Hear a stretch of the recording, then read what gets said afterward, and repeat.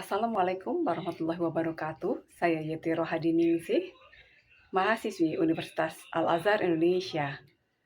Kali ini saya akan membuat konten untuk memenuhi ujian akhir semester Hukum Telematika dengan judul Perlindungan Hak Kekayaan Intelektual di Bidang Cyber Menurut Hukum Positif Indonesia dengan dosen pengampu Ibu Maslihati Nurhidayanti. Mari kita simak.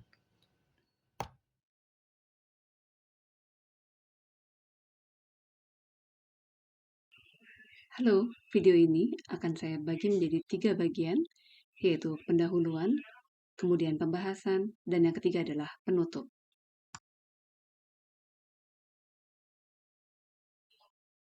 Menurut World Trade Organization atau WTO, hak kekayaan intelektual adalah hak yang diberikan kepada seseorang atas hasil karya pikirannya. Di Indonesia, perlindungan haki di ranah digital memerlukan sistem hukum yang adaptif dan komprehensif, mengingat karya intelektual kini menebus batas geografis dan rentan terhadap pelanggaran serta pembajakan. Penciptaan kerangka hukum yang fleksibel namun kuat menjadi suatu keniscayaan untuk menjaga kelangsungan dan pertumbuhan ekosistem inovasi dan kreativitas digital. Lantas, bagaimanakah perlindungan haki di bidang cyber menurut hukum positif Indonesia?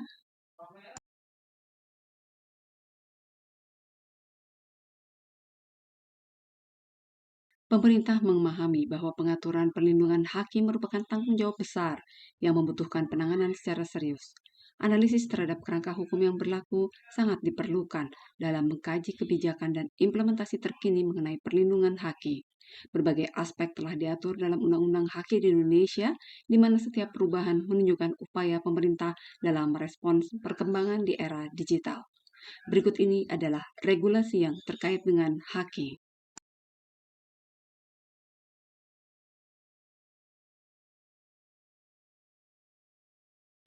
Dengan pesatnya perkembangan teknologi digital, kini proses penyalinan konten digital menjadi sangat mudah dan sayangnya mendorong meningkatnya pelanggaran haki.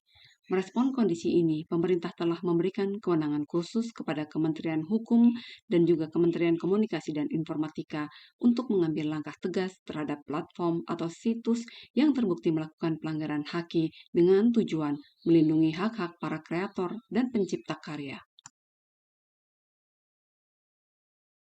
Berikut ini adalah beberapa bentuk pelanggaran hak cipta yang dapat terjadi atas buku, musik, perangkat lunak, dan sinematografi.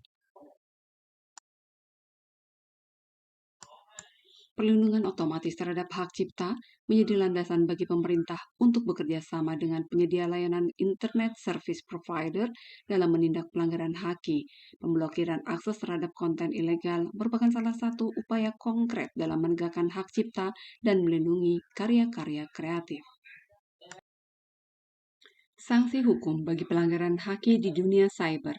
Dalam rangka melindungi haki di dunia cyber, Indonesia telah memberlakukan sejumlah undang-undang komprehensif seperti Undang-Undang Nomor 28 tentang Hak Cipta, Undang-Undang Nomor 11 tentang Informasi dan Transaksi Elektronik, Undang-Undang Nomor 20 tentang Merek dan Indikasi Geografis, serta beberapa undang-undang lainnya yang mengatur pelindungan hukum atas paten, rahasia dagang, desain industri, dan desain tata letak sirkuit terpadu. Undang-undang ini secara terintegrasi memberikan payung hukum untuk menangani berbagai bentuk pelanggaran haki di ranah digital, mulai dari pembajakan konten, penggunaan merek tanpa izin, hingga reproduksi teknologi atau desain yang dilindungi, dengan tujuan mengakomodasi kompleksitas pelanggaran yang mungkin terjadi melalui media elektronik dan internet. Tantangan dalam perlindungan haki di bidang cyber. Pesatnya kemajuan teknologi informasi menghadirkan tantangan regulasi yang kompleks, di mana perkembangan inovasi seperti AI, blockchain, dan IoT menciptakan celah kejahatan cyber yang belum terakomodasi dalam kerangka hukum saat ini. Hal ini membutuhkan evaluasi dan pembaharuan regulasi berkelanjutan, mengingat sifat kejahatan cyber yang bersifat lintas negara memerlukan kolaborasi internasional dan pendekatan adaptif untuk menjaga keseimbangan antara aksesibilitas digital dan perlindungan haki. Upaya perlindungan haki oleh pemerintah dan masyarakat. Era digital telah menghadirkan kompleksitas baru dalam perlindungan haki yang membutuhkan pendekatan komprehensif dari berbagai pemangku kepentingan. Kecanggihan teknologi dan meluasnya akses internet tidak hanya membuka peluang inovasi, tapi juga meningkatkan risiko pelanggaran haki, sehingga diperlukan regulasi yang responsif, kolaborasi multi pihak, dan dukungan teknologi modern untuk menciptakan ekosistem digital yang aman, berkelanjutan, dan menghargai hak kekayaan intelektual. Mengajukan usulan revisi Undang-Undang Nomor 28 Tahun 2014 yang mengatur tentang hak cipta. Menurutnya revisi itu perlu dilakukan untuk mengikuti perubahan dan perkembangan yang terjadi di industri seni. Meli mengatakan, undang-undang hak cipta yang ada selama ini telah berjalan dengan baik. Namun perkembangan zaman dan kemunculan platform digital menjadi urgensi atas usulan revisi undang-undang tentang hak cipta. Usulan itu merupakan aspirasi dari para pelaku industri seni, termasuk musisi dan seniman lainnya. Undang-undang hak cipta perlu diselaraskan dengan perkembangan industri seni, sehingga kesejahteraan para seniman dapat terjamin.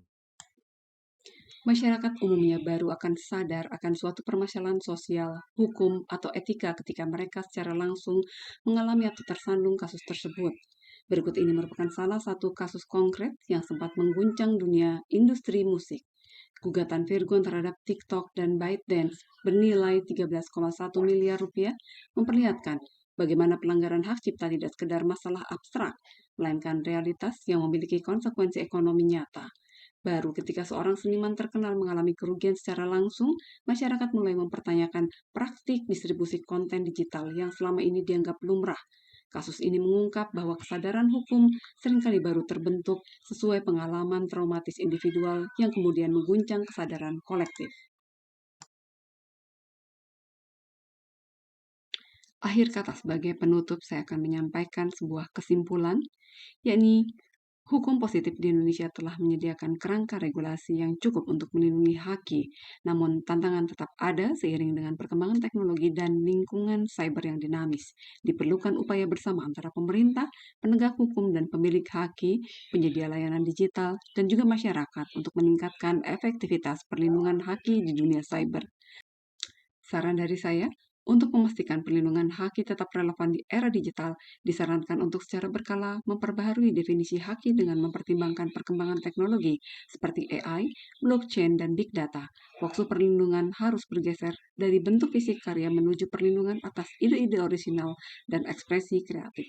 Proses pembaruan ini sebaiknya melibatkan berbagai pihak yang berkepentingan dan mengacu pada standar internasional. Demikian konten dari saya. Semoga menambah informasi dan juga wawasan untuk teman-teman sekalian. Sampai jumpa. Terima kasih.